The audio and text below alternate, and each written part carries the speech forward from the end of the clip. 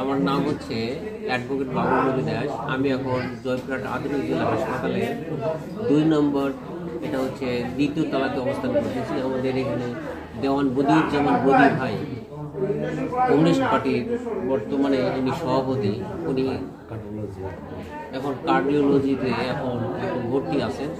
ওনার হৃৎপিণ্ডের সমস্যার কারণে উনি এখানে ভর্তি আছেন। তো উনি বর্তমানে কিছুটা হলেও সুস্থ অনুভব করতেছেন। এটা হচ্ছে জয়পুরহাটের, সবাই দেখেন একটু, এটা হলো সব কার্ডিওলজি এরা রোগী।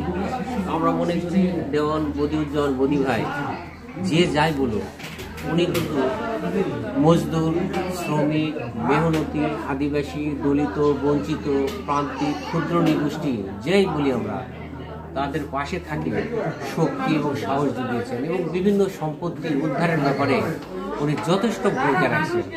আমরা উল্লেখ করতে পারি যে আমাদের এখানে প্রায়ত একটা রবীন্দ্রনাথ সরেনের সম্পত্তি দেওয়ান বদিউজ্জামান বদি ভাই এবং আমি অ্যাডভোকেট বাবুল রবি দাস মাঝি থানাতে গিয়ে চেয়ারম্যানের সাথে লড়াই করে সেই সম্পত্তি উদ্ধার করে দিতে আমরা সক্ষম হয়েছি। তো আমরা মনে করি এরকম যে দাদা বিভিন্নভাবে দলিত বঞ্চিতদের জন্য এই সম্পত্তি উদ্ধার করেছেন, বিপদে তাদের পাশে দাঁড়িয়েছেন এবং যতটুকু পারে উনি সহযোগিতা করেছেন এই পার্টির তরফ থেকে। তো আমরা মনে করি দেওয়ান বদিউজ্জামান বদি ভাই এই অসুস্থ থেকে উনি দ্রুত সুস্থ হয়ে উঠবেন এবং উঠে আবার আমাদের মাঝে ফিরে আসবেন।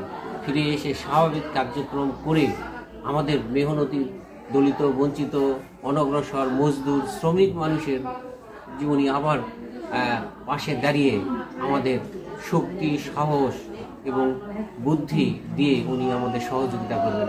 ওনার আমরা দ্রুত সুস্থ কামনা করি এবং পাশাপাশি দেশবাসী যারা আপনারা দেখতেছেন এই ভিডিওটি, আমরা আপনাদের কাছে আহ্বান জানাবো দেওয়ান বদিউজ্জামান বদি ভাই যারা দ্রুত সুস্থ হয়ে ওঠেন এবং আপনারা যে যেখানে আছেন যদি সম্ভব হয় আমাদের বদি ভাইকে দেখে যাবেন, এই আহ্বান জানিয়ে আমার বক্তব্য শেষ করলাম।